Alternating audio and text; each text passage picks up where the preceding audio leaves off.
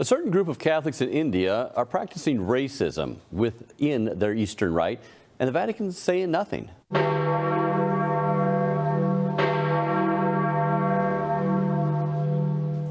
Join us with the latest from the Eternal City Church Militant's Rome correspondent, Dr. Jules Gomes. Jules, this is the age of anti-racism, but an extreme form of racism is actually being practiced by a certain group of Catholics in India. What's the story?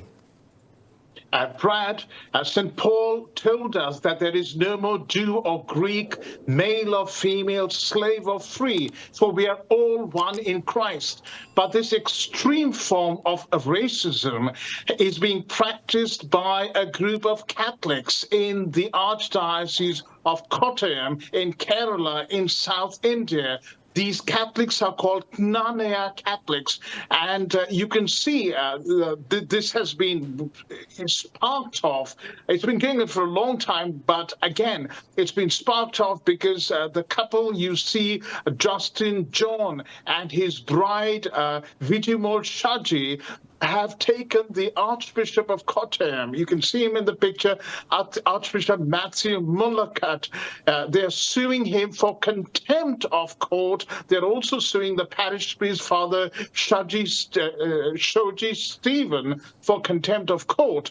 Because in April 2021, the High Court in India ruled that they can, I think it was a civil court, ruled that the practice of endogamy, that is, marry only within your community and considering yourself to have a pure bloodline, so you will not marry, let people marry outside, was illegal.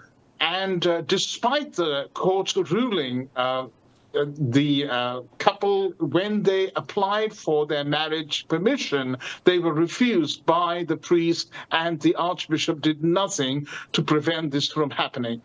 So let me get the story straight. This group of Catholics down there who practices the Syro-Malabar Rite, but it's not all Syro-Malabar Catholics, just a certain group that practice that rite, have within their own framework said that if you're not of their bloodlines, you can't marry outside of that, or you can't marry within there. You have to be a certain bloodline, race. Can you flesh that out? How far that goes back? Where did that come from? Absolutely. This group of Catholics, the Knanaya Catholics, trace their ancestry to the families who came with Thomas of Cana, a Syrian merchant. They came from Syria in the 4th century to India. He brought with him Jewish Christian families.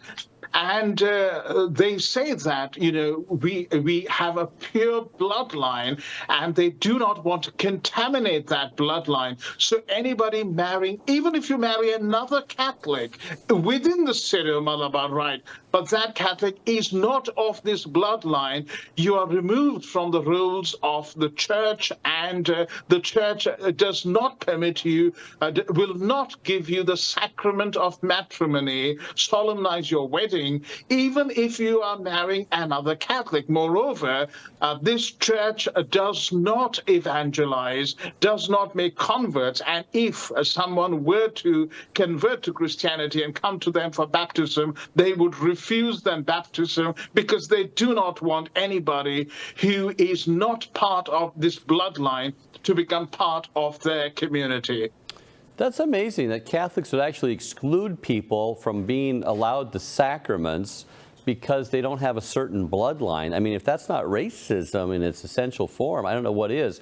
Can you give us a recap here? What's the couple actually done, and for how long has this couple been trying to get married, and the church down there is saying, no, you can't because you're of the wrong bloodline?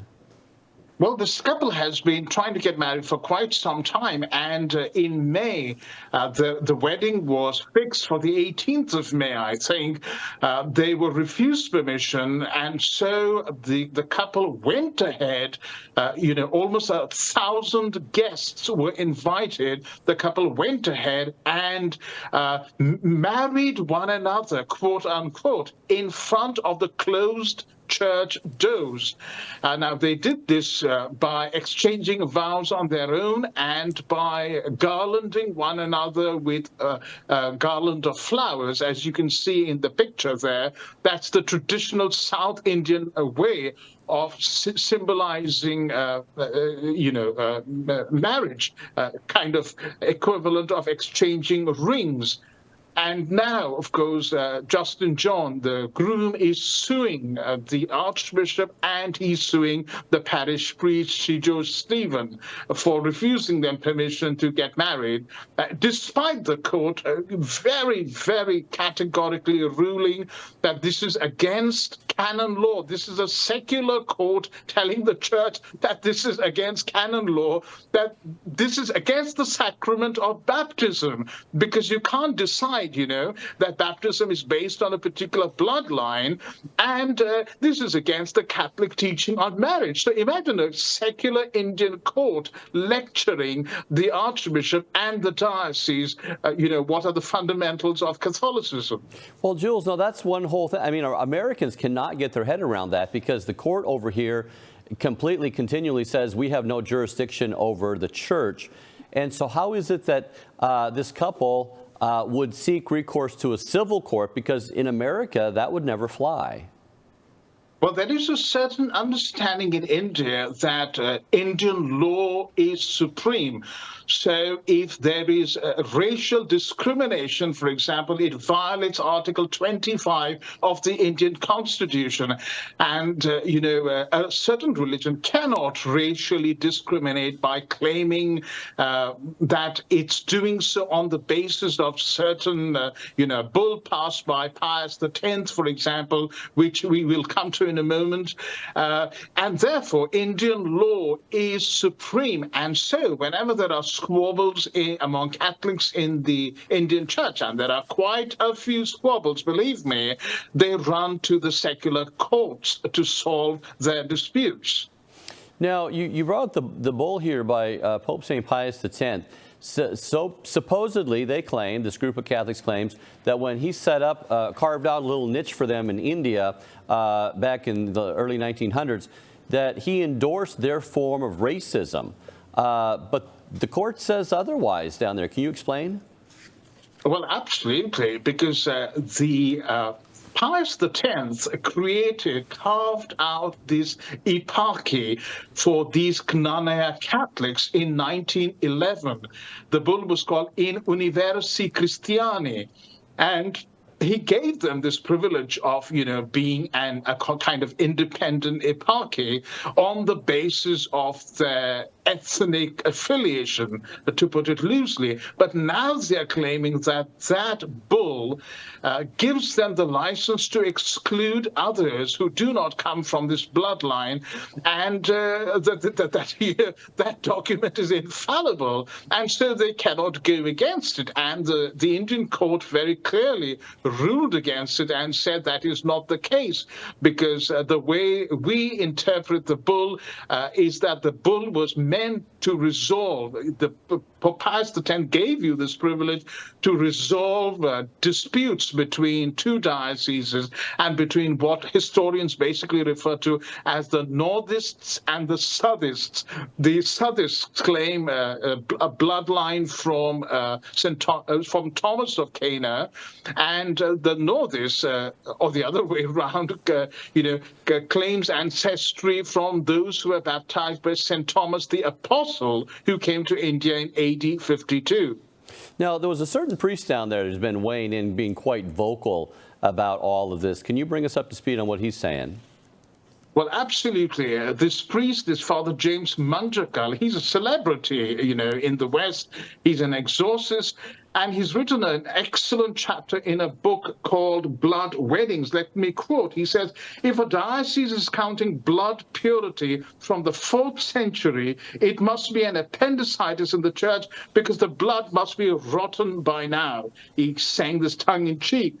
And he also says, he says, when I came to know that they did not baptize anyone to their fold, I felt angry, as it is against the commandment of Jesus, that is to preach the gospel and to baptize. He also says, when I realized that this particular diocese grows in number only by births and not by evangelization, the diocese of Kottayam was a riddle for me.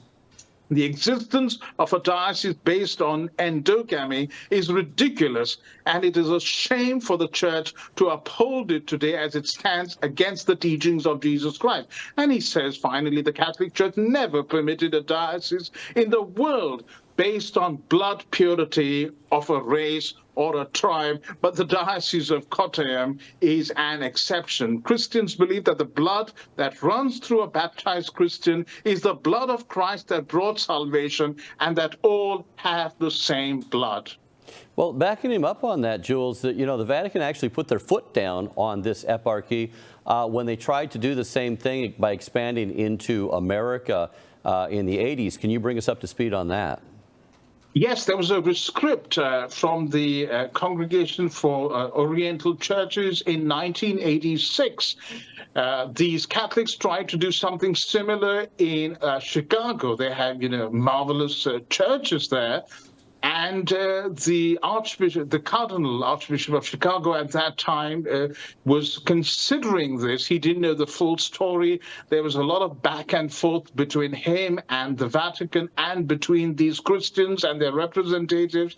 And finally, all of them put the hierarchy as a whole put its foot down and said, no, we are not going to permit this form of racism in the United States of America.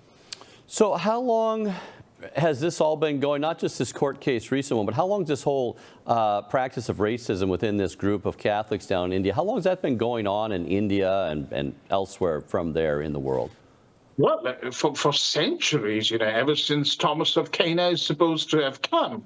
And there are people who break away from this. Mr. Biju Uthup has been fighting this for the last 30 years. He broke away. He got married to a Catholic from another group.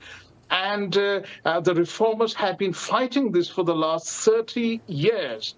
And with little success, so people who get married outside this group are excluded. Their children are no longer considered to be Knanaya Catholics, so they cannot be married, I'm told, in the Diocese of Kottayam. And this is, a pretty pickle now, particularly because at this stage the Vatican seems very reluctant to intervene. Well, that begs the question, Jules. Why, the Pope Francis is so against racism, and, anti-racism is just like reverberating throughout the world. Why is the Vatican so silent on this very essential practice of racism? Well, probably because of this stereotype that white people can be racist, but, people who are brown-skinned or black cannot be racist. There is this sort of, myth that is all-pervasive. The Vatican, the reformers have written a number of times to the Vatican that recently they have pleaded with the Apostolic Nuncio to India, Archbishop Leopoldo Girelli, but he's not done anything. And, again, your question is so important because Pope Francis writes Fratelli Tutti, saying we're all brothers. Gosh, we are brothers with the Muslims today. And if that is the case, why can't he, come down heavily and tell these Christians, these Catholics in Kerala, that they cannot exclude their own Catholic brothers and sisters when it comes to the sacrament of marriage? Yeah, in the age when we're all are welcome, unless you're not of the right bloodlines, it really boggles the mind. Well, hopefully by reporting on this very sad situation, more people in high places will be moved to act and stop this racist practice from continuing in India and elsewhere. And as a programming note, Church Militant Studio will be closed on Friday and Monday owing to Labor Day, but we will resume regular programming on Tuesday. Jules, thank you so much for shining a bright light on this ongoing problem. Thank you, Brad.